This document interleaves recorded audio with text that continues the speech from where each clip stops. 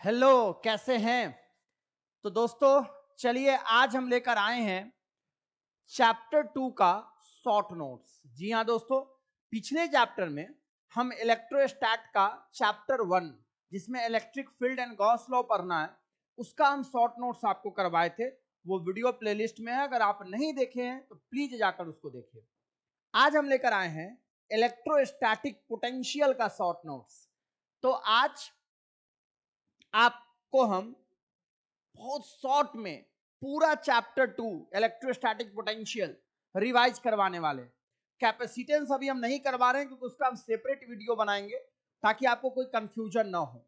तो electrostatic potential का जितना पॉसिबल टॉपिक है वो सारा लेकर हम आए हैं। ये वीडियो देखने के बाद और देखकर लिखने के बाद भरोसा रखिए कि आपका चैप्टर 2 का बहुत सारा पॉइंट अच्छे से क्लियर होने वाला है।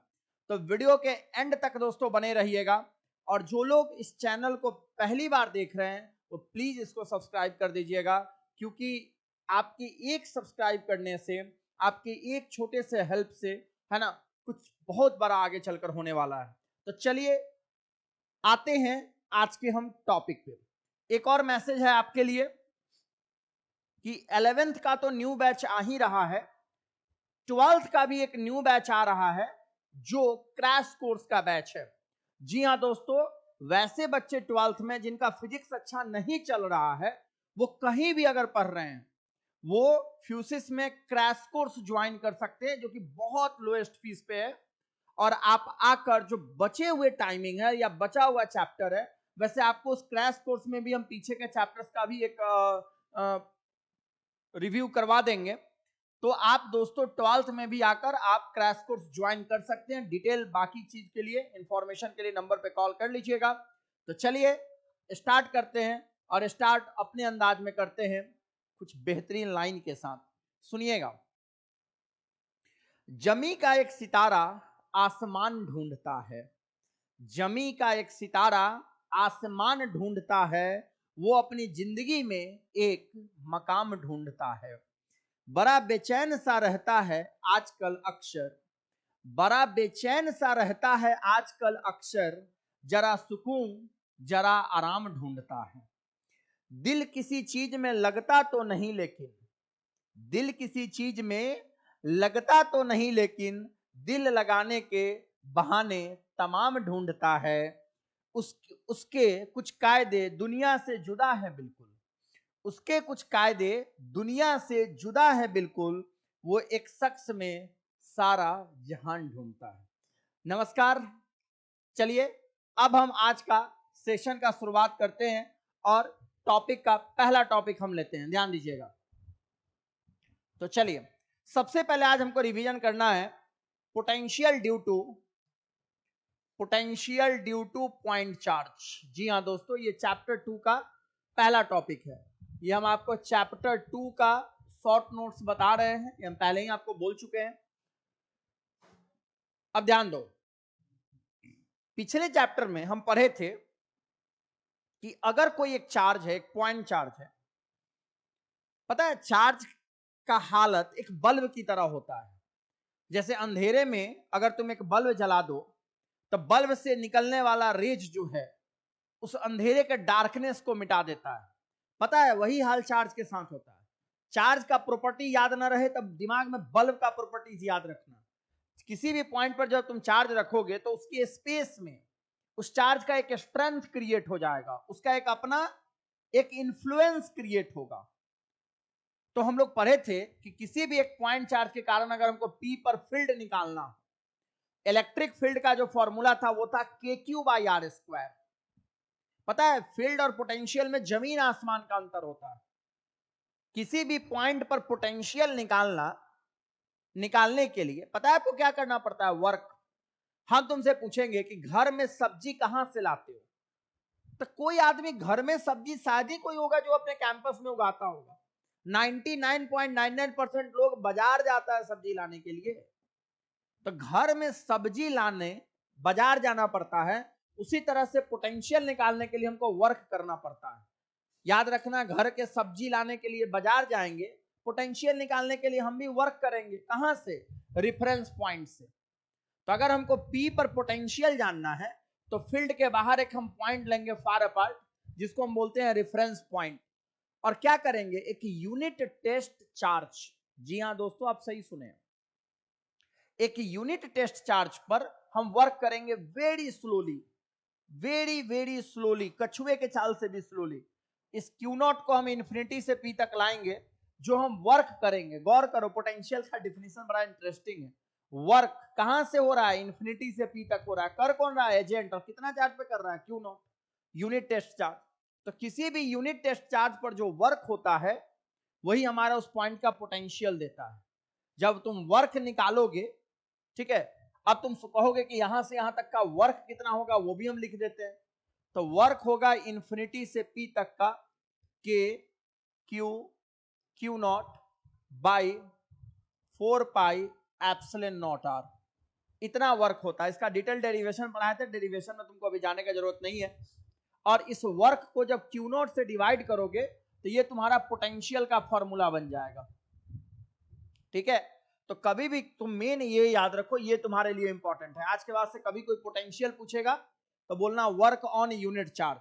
जैसे दुकान गए, 1 केजी सब्जी खरीद के घर लाए, तो मार्केट जाकर जैसे 1 केजी सब्जी लाते हैं आप घर में, उसी तरह से हम यूनिट चार्ज पर जो वर्क करते हैं वो पोटेंशियल देता है। वर्क को पुट करोगे तो पोटेंशियल का फॉर्मूला आ जाएगा के क्यू बाई आर। पता है फील्ड में आर स्क्वायर आता था, के क्यू बाई आर स्क्वायर, यहां आया है के क्यू अपॉन आर, तो इसको याद रखिएगा। तो potential is a scalar quantity, याद रखिएगा। पोटेंशियल होता है वर्क बाई चार्ज, ये भी दिमाग में रखिएगा। ऐसा यूनिट हो जाएगा जूल पर कूलम और वोल्ट, इसको दिमाग में रखिएगा। तो ये है पोटेंशियल। अब आते हैं पोटेंशियल डिफरेंस पे। पता है बहुत सारे लोग कंफ्यूज हो जाते हैं कि सर पोटेंशियल और पोटेंशियल डिफरेंस, कब पोटेंशियल बोलेंगे कब पोटेंशियल डिफरेंस बोलेंगे। ध्यान दो, हम 2 एग्जाम्पल तुमको दे रहे हैं, क्लियर हो जाएगा। मान लो तुम मार्केट गए, सब्जी खरीद के घर लाए, ये हुआ पोटेंशियल। एक रूम में से कोई सामान उठाकर दूसरे रूम में शिफ्ट किए, ये हुआ पोटेंशियल डिफरेंस। मतलब समझ रहे हो, एक बार तुम जो वर्क किए हो, मेहनत की हो, घर के बाहर जाकर, मार्केट जाकर घर तक आए हो, वहां पर ऐसा वर्क किए हो। लेकिन दूसरा केस में तुम घर के अंदर ही एक रूम से दूसरे रूम में सामान को शिफ्ट करके मेहनत कर रहे हो। पोटेंशियल डिफरेंस वैसा ही होता है। यानी किसी भी चार्ज के कारण अगर हमको पोटेंशियल डिफरेंस निकालना है तो हम फील्ड के 2 पॉइंट में वर्क करेंगे। कितना पर, यूनिट टेस्ट चार्ज पर, वर्क उतना ही पर होगा, यूनिट टेस्ट चार्ज। तो क्यू नॉट को बी से ए ले जाना है और वेरी स्लोली ले जाना है, ताकि उसमें काइनेटिक एनर्जी का इन्वॉल्वमेंट ना हो।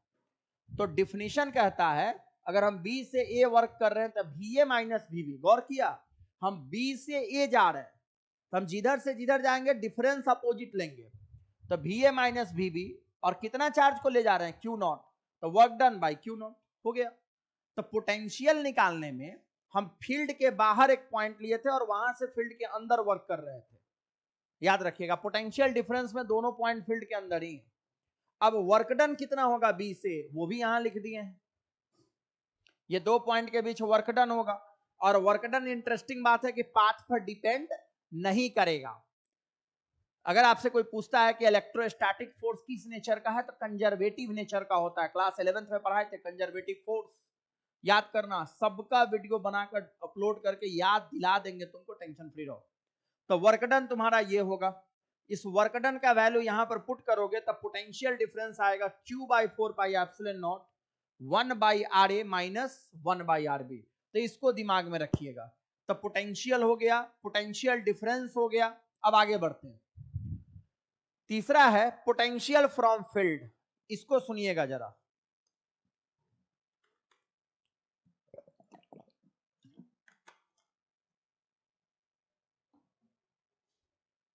पोटेंशियल फ्रॉम फील्ड, ठीक है। अब ध्यान दो, इस टॉपिक से याद आया कि हमारे देश में एक ऐसा भी नेता है जो फिजिकली डेवलप हुआ, मेंटली डेवलप नहीं हुआ। मतलब बिल्कुल भी नहीं हुआ। हो सकता है बहुत सारे लोगों को बुरा भी लग सकता है, लेकिन ये सच्चाई है।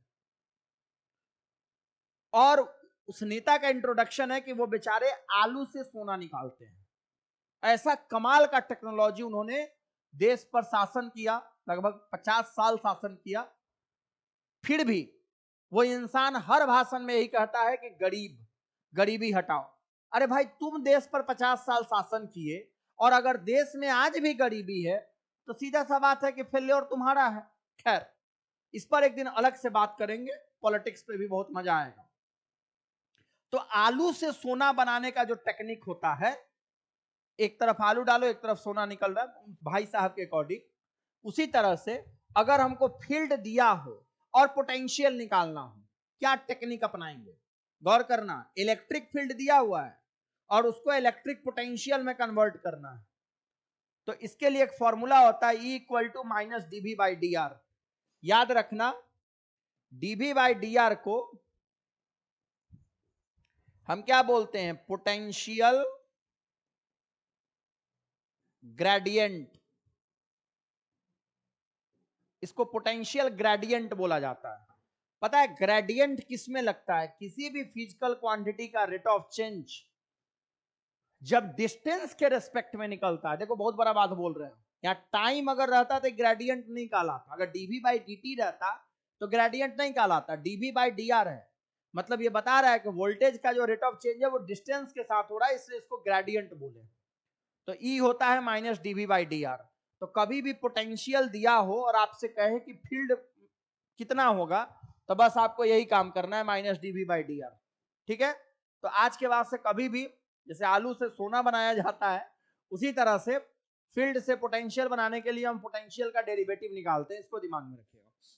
अच्छा, एक और टॉपिक है potential in terms of line integral of field. एक और डिफिनेशन है। अगर पोटेंशियल को हम ये भी कह सकते हैं कि दो पॉइंट के बीच का जो पोटेंशियल डिफरेंस होता है वो लाइन इंटीग्रल होता है इलेक्ट्रिक फील्ड का। इसका मतलब क्या होता है समझो। E होता है माइनस dV बाई dr, तो dV निकल के आ जाएगा माइनस E dr। इसका मतलब है कि दो पॉइंट के बीच का जो पोटेंशियल डिफरेंस होगा वो इक्वल होगा इलेक्ट्रिक फील्ड का लाइन इंटीग्रल। मतलब इलेक्ट्रिक फील्ड को एलिमेंट्री लेंथ से मल्टीप्लाई करके पूरे सरफेस के लिए ऐड करेंगे। देखो यहां पर हम एक छोटा सा एलिमेंट्री लेंथ लिए dr, इसको dl मान लो। dr dl बात एक ही है। तो इस dl को इलेक्ट्रिक फील्ड से मल्टीप्लाई करके अगर हम पूरे पाथ के लिए ऐड कर देंगे तो वो हमको क्या दे देगा? Potential difference. तो पोटेंशियल डिफरेंस का एक और डिफिनेशन तुम ये भी बोल सकते हो, ठीक है, कि line integral of electric field है ना। तो दो पॉइंट के बीच का line integral of electric field होता है पोटेंशियल डिफरेंस। इसको दिमाग में रखिएगा, ठीक है। बढ़ते हैं आगे। अब आओ, अब है इक्वी पोटेंशियल सरफेस। क्या नाम है? Equi potential. इक्वी का मतलब इक्वल। जहां पर पोटेंशियल, जैसे आप कैसे पढ़े हैं यूनिफॉर्म मोशन, तो याद होगा 11th में पढ़ाए थे यूनिफॉर्म मोशन क्या होता है। Uniform motion in straight line में पढ़े थे कि अगर बॉडी हर पॉइंट पर सेम स्पीड से चल रहा है तो उसका स्पीड चेंज नहीं हो रहा है, डायरेक्शन चेंज नहीं हो रहा है, तो उसका वेलोसिटी कांस्टेंट होगा। तो यूनिफॉर्म मोशन में आप पढ़े थे वेलोसिटी कांस्टेंट होता है, वैसा ही है इक्विपोटेंशियल सरफेस का मतलब है कि कोई भी आप दो पॉइंट उठा लीजिए, कोई भी दो पॉइंट आप उठा लीजिए। मान लीजिए हमारे पास एक पॉइंट है ए और एक पॉइंट है बी। अगर हर पॉइंट पर वोल्टेज सेम है, अगर एक पॉइंट पर 5 वोल्ट है तो इसका मतलब है कि हर पॉइंट पर कितना होगा? 5 ही वोल्ट होगा। इसको हम बोलते हैं इक्विपोटेंशियल। इसका कुछ प्रॉपर्टीज है, जैसे है नो नेट वर्क डन। ध्यान दीजिएगा, अगर कोई चार्ज एक पॉइंट से दूसरे, अच्छा जैसे इसको ऐसे भी तुम समझ सकते हो, हम तुमसे पूछेंगे कि मान लो तुम्हारे घर में एक फर्श बन रहा है, तो कोई मिस्त्री बना रहा होगा, तो देखो मिस्त्री जब फर्श बनाता है ना तो लेवलिंग चेक करता है, हल्का सा हायर एक तरफ लोअर रखता है, क्यों? पानी निकल जाए। मान लो कोई ऐसा मिस्त्री आ जाए जो फर्श, बहुत बार गलती करता है, एकदम हॉरिजॉन्टल लेवल कर दे, तो वाटर किधर फ्लो करेगा? कहीं भी नहीं जाएगा, क्योंकि लेवल डिफरेंस नहीं है। तो जैसे लेवल डिफरेंस चाहिए वाटर के फ्लो के लिए, पता है चार्ज तभी मूव करता है जब पोटेंशियल डिफरेंस होता है। अब जैसे यहां ए पर वोल्टेज और बी पर वोल्टेज सेम है, मतलब पोटेंशियल डिफरेंस कितना है? 0। चार्ज मूव ही नहीं करेगा, वर्क डन 0 होगा। तो वही लिखा हुआ है, no net work done on charge by an electric field on equipotential surface, on equipotential कोई वर्क डन नहीं होगा, याद रखना वर्क डन 0 होता है। अच्छा एक और बात, इलेक्ट्रिक फील्ड जो होगा ना वो हमेशा इक्विपोटेंशियल पे नॉर्मल होता है, इसको जरूर दिमाग में रखना। मतलब हम तुमसे कहेंगे कि ये पंजा अगर इक्विपोटेंशियल है तो इलेक्ट्रिक फील्ड ऐसे होगा, कभी याद ना रहे तो ऐसे याद रखना। जैसे एरिया वेक्टर होता है ना, एरिया पर नॉर्मल आउटवर्ड, वैसे ही इक्विपोटेंशियल सरफेस पर इलेक्ट्रिक फील्ड हमेशा नॉर्मल होता है, जरूर दिमाग में रखना। अगर मान लो ये हाथ मेरा इक्विपोटेंशियल है तो इस पर इलेक्ट्रिक फील्ड ऐसे होगा, 90 डिग्री पर होगा, ठीक है, इसको दिमाग में रखिएगा। अच्छा इक्विपोटेंशियल का शेप कुछ भी हो सकता है, इसका कोई फिक्स शेप नहीं है, कोई भी शेप का ये हो सकता है, ये चार्ज के डिस्ट्रीब्यूशन पे डिपेंड करता है, तो इसको दिमाग में रखिएगा। तो ये हुआ इक्विपोटेंशियल सरफेस, राइट। अब आइए पोटेंशियल ड्यू टू डाइपोल, ये पढ़े थे आप, पोटेंशियल ड्यू टू डाइपोल। तो ध्यान दो, एक इलेक्ट्रिक डाइपोल है, बार बार पढ़े थे कि डाइपोल अरेंजमेंट होता है माइनस क्यू और प्लस क्यू, तो दो चार्ज का अरेंजमेंट है। मान लीजिए कोई पॉइंट है जहां पर हमको पोटेंशियल जानना है, तो डाइपोल के एनी पॉइंट पर पोटेंशियल होता है 1/4 pi epsilon naught p cos theta by r square minus a square cos square theta, ठीक है। ये पोटेंशियल का फॉर्मूला होता है। यहां ए जो है ये और कुछ नहीं है, डाइपोल का लेंथ है, 2a होता है ना, वही ए और ए है। अगर आर मच, अगर हम इस डिस्टेंस को ए के कंपेयर में मच ग्रेटर कर दे, जो स्पेशल केस होता है, तो पता है ए स्क्वायर नेग्लेक्ट हो जाएगा, ए स्क्वायर जो है वो टेंड्स टू 0 हो जाएगा, नेग्लेक्ट हो जाएगा। तो फॉर्मूला बचेगा 1/4 pi epsilon naught p cos theta by r square, मतलब वोल्टेज जो होगा वो आर स्क्वायर के प्रोपोर्शनल होगा। तो एक बात गौर किया, पॉइंट चार्ज अगर एक चार्ज होगा, अगर एक चार्ज होगा तो उसका वोल्टेज आर पर डिपेंड करेगा। फॉर्मूला था ना, एक point 1/4 pi epsilon naught q by r, लेकिन डाइपोल का वोल्टेज आर स्क्वायर पर डिपेंड करता है, इसको याद रखना। अगर ये लाइन एक्सियल हुआ तो थीटा 0 पुट करेंगे तो पोटेंशियल ये हो जाएगा। अगर लाइन इक्वेटोरियल हुआ तो पोटेंशियल यहां पर 0 होगा, मतलब इक्वेटोरियल लाइन पर कोई पोटेंशियल नहीं होता है, 0 हो जाएगा। इसको दिमाग में रखिएगा, ठीक है, इसको जरूर दिमाग में रखना। ये रिवाइज करवा दिए हैं।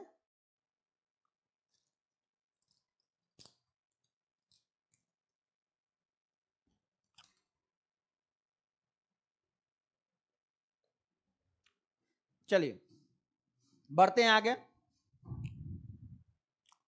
अब है डाइपोल इन एक्सटर्नल इलेक्ट्रिक फील्ड। अगर एक डाइपोल को हम एक्सटर्नल इलेक्ट्रिक फील्ड में रखें तो आपको चैप्टर 1 में पढ़ाए थे कि इस पर नेट फोर्स लगेगा 0, बट नेट टॉर्क लगेगा पी साइन थीटा, ठीक है। अब ध्यान दो, जैसे ही इस डाइपोल पर टॉर्क लगेगा डाइपोल रोटेट करेगा। जैसे कार का स्टीयरिंग होता है ना, हम ऐसे घुमाते हैं तो कार के स्टीयरिंग की तरह ये रोटेट करेगा। तो जितना टॉर्क से इलेक्ट्रिक फील्ड रोटेट करवा रहा है, अगर उतना ही टॉर्क हम अपोजिट में लगा दे तो हम वर्क कितना करेंगे। मतलब डाइपोल को एक एंगल से दूसरे एंगल θ1 से θ2 रोटेट करवाने में एजेंट इतना ही वर्क करता है, पीई कॉस θ1 माइनस कॉस θ2, याद रखना, ठीक है। और ये वर्क किसके बराबर होगा, चेंज इन पोटेंशियल एनर्जी के।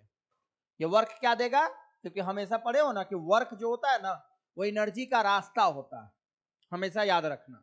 कभी भी तुम किसी सिस्टम पे वर्क करोगे तो उससे सिस्टम को एनर्जी मिलेगा या सिस्टम से एनर्जी तुम लोगे। तो वर्क जो हम करेंगे वो इक्वल होगा चेंज इन पोटेंशियल एनर्जी के। अगर मान लो θ1 90 डिग्री है इनिशियली और θ2 थीटा है, तो पोटेंशियल एनर्जी कितना मिलेगा तुमको, माइनस पी कॉस थीटा। अगर एनी, ठीक से इसको समझ लो, कोई भी दो थीटा के बीच वर्क करोगे तो चेंज इन पोटेंशियल एनर्जी इतना मिलेगा। लेकिन अगर θ1 90 और θ2 थीटा के बीच वर्क करोगे तो पोटेंशियल एनर्जी मिलेगा माइनस पी कॉस थीटा। ये इसी का स्पेशल केस है, इसको दिमाग में रखना।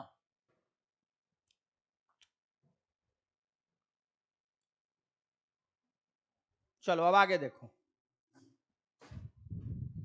अब है electric potential due to charge ring.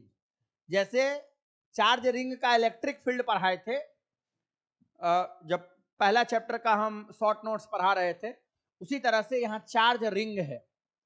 मान लो ये रिंग है और ये रिंग चार्ज है, तो इस चार्ज रिंग का मान लो चार्ज Q है, हमको यहां पर पोटेंशियल निकालना है। पोटेंशियल सेंटर से इसका डिस्टेंस x है, तो पोटेंशियल किसी पॉइंट पे निकल के आ जाएगा 1/4 pi epsilon not Q by, ऐसे पोटेंशियल कितना होता है 1/4 pi epsilon not Q by R। R के जगह पर हो जाएगा √R² प्लस x², इसको दिमाग में रखिएगा, ठीक है। तो एक चार्ज रिंग के कारण पोटेंशियल होगा 1/4 pi epsilon not Q by √R² plus x², इसको दिमाग में जरूर रखना। ये रिंग का पोटेंशियल है। अब आगे बढ़ते हैं। Potential due to charge disc.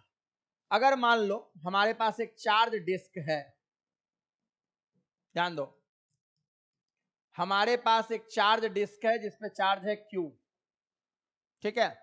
अब इसके कारण पोटेंशियल अगर निकालना हो तो ये फॉर्मूला याद रखना, सिग्मा। सिग्मा क्या है? सरफेस चार्ज डेंसिटी,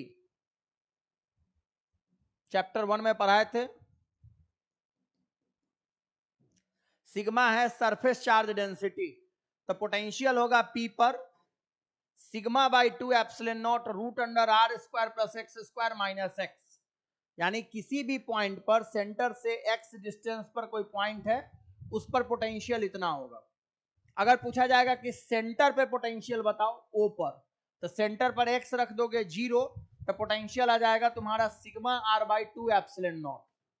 x का वैल्यू 0 पुट करोगे तो सेंटर पर, यानी अगर सेंटर पर पूछेगा V सेंटर, तो हो जाएगा सिग्मा R/2 एप्सिलॉन नॉट। ये जेई नीट में काम आएगा तुमको। तो ये डिस्क के सेंटर पे पोटेंशियल हो जाएगा सिग्मा R/2 एप्सिलॉन नॉट, दिमाग में रखना। अगर x मच ग्रेटर देन कर दोगे r से, तो पोटेंशियल हो जाएगा 1/4 pi epsilon not Q by x। इसको भी दिमाग में रखिएगा।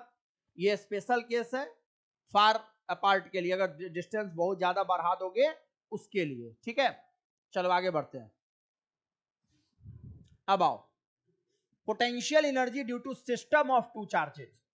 ध्यान देना, अगर दो चार्ज का एक सिस्टम है, Q1 है Q2 है, A और B पर है, तो इसका पोटेंशियल एनर्जी होता है 1/4 pi epsilon not Q1 Q2 by R। R यहां पर x माने है तो x। तो दो चार्ज का सिस्टम का कभी भी पोटेंशियल एनर्जी निकालना हो तो इससे निकालना, 1/4 pi epsilon not Q1 Q2 by x। अगर तीन चार्ज का सिस्टम होगा तो इसका पोटेंशियल एनर्जी का फॉर्मूला ये होगा 1/4 pi epsilon not Q1 Q2 by R12, Q2 Q3 by R23 और Q3 Q1 बाई R13। तो तीन चार्ज के सिस्टम का पोटेंशियल एनर्जी इससे निकलेगा, दो चार्ज के सिस्टम का पोटेंशियल एनर्जी इससे निकलेगा, ठीक है। ये जो कंडीशन है नो एक्सटर्नल फील्ड, यहां पहले से कोई एक्सटर्नल फील्ड नहीं है, उसके लिए ये फॉर्मूला यूज होगा। जब भी पोटेंशियल एनर्जी का क्वेश्चन देगा ना, तो एक बात पे गौर करना, वहां लिखा रहेगा कि पहले से एक्सटर्नल फील्ड है कि नहीं। जैसे यहां नो एक्सटर्नल फील्ड, मतलब पहले से कोई एक्सटर्नल फील्ड नहीं है। अगर मान लो पहले से एक्सटर्नल फील्ड होगा, जैसे यहां देखो पहले से एक्सटर्नल फील्ड है, उसमें दो चार्ज है, तब इसका पोटेंशियल एनर्जी चेंज हो जाएगा। तब ए पर पोटेंशियल है, यहां VA जो है पोटेंशियल एट ए है, VB जो है पोटेंशियल एट B है। किसके कारण? Due to external field, external field के कारण, ठीक है। तो इसको दिमाग में रखिएगा। तो इस पर भी न्यूमेरिकल आता है, यहां लिखा हुआ potential energy in an external field.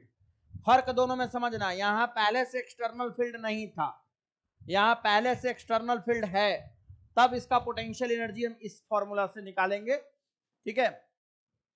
VA into Q1, यहां B पर Q2 को ला रहे हैं तो VB इंटू Q2, अब प्लस दोनों के बीच का पोटेंशियल एनर्जी हो जाएगा K Q1 Q2 by R। तो पोटेंशियल एनर्जी में इतना टॉपिक आपको दिमाग में रखना है, ठीक है। ये सिर्फ पोटेंशियल एनर्जी और पोटेंशियल का आज बताए हैं। अगला जो आपको वीडियो बनाएंगे, क्लास देंगे, उसमें पूरा कैपेसिटर रिवाइज करवाएंगे। इस पूरे को अच्छे से लिख लेना, लिखने के बाद भी अगर दिक्कत होगा, होना नहीं चाहिए क्योंकि एक एक टॉपिक ऑफलाइन में पढ़ाए हैं, फिर हमसे पूछना। जो लोग ऑफलाइन में नहीं आते उनको दिक्कत होगा तो मैसेज कर देना। किसी भी तरह से तुमको डाउट नहीं रहना चाहिए। इतना मेहनत अगर हम किसी चीज के लिए कर रहे हैं तो वो इसके लिए कि ऑनलाइन हो या ऑफलाइन, एक एक लोग तक फिजिक्स का अच्छा क्वालिटी पहुंचाए, क्वालिटी में कोई कंप्रोमाइज नहीं। तो चलिए, आपके साथ के बिना ये पॉसिबल नहीं है। इसी के साथ आपसे विदा लेते हैं। Good night.